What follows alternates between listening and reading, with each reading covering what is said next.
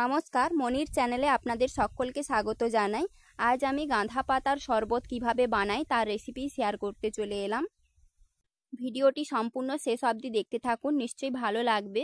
এই হলো গাঁধা পাতার গাছ। আমরা প্রায় সকলেই চিনি এই গাছটা। শীতকালে প্রচুর গাঁধা ফুল ফোটে এই গাছে। এখন বৈশাখ মাস, কিন্তু আমার বাড়িতে এই গাছটি এখনও আছে। ফুল ফোটে না যদিও। তো আমি কিছু পাতা তুলে নিয়েছি, নিয়ে পরিষ্কার জলে 3-4 বার ভালো করে ধুয়ে নিয়েছি। ধুয়ে জল ঝারিয়ে মিক্সি জারের মধ্যে রেখে দেব।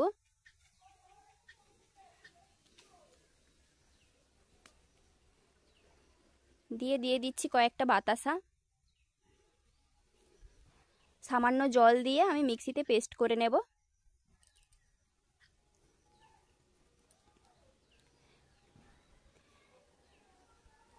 মিক্সিতে পেস্ট করা হয়ে গেছে। এখন যতটা পরিমাণ শরবত বানাবেন ততটা পরিমাণ জল দেবেন, সামান্য কম দেবেন, কারণ পাতার রস আছে যেহেতু। সামান্য কম দেবেন, নাহলে 4 গ্লাস শরবতে আমি 3.5 গ্লাস জল দিয়েছি।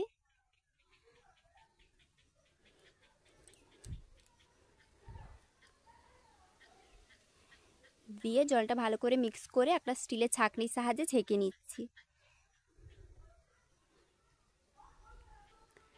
আমরা গ্রামের মানুষেরা এই গাঁধা পাতার শরবত প্রায় প্রত্যেকের বাড়িতে খেয়ে থাকি।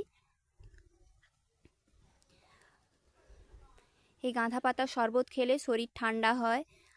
যাদের পেটে গ্যাসের সমস্যা আছে, আমাদের অনেকেরই গ্যাসের সমস্যা আছে, তো এই শরবত খেলে অনেকটা উপকার পাওয়া যায়।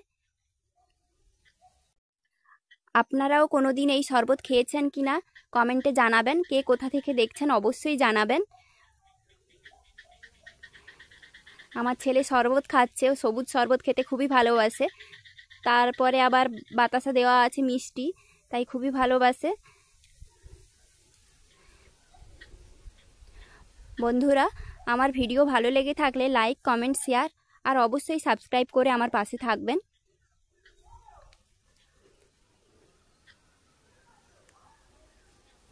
এই ছোট্ট সোনাটাকে লাইক করে দিও। ভিডিওটি শেষ অবধি দেখার জন্য ধন্যবাদ।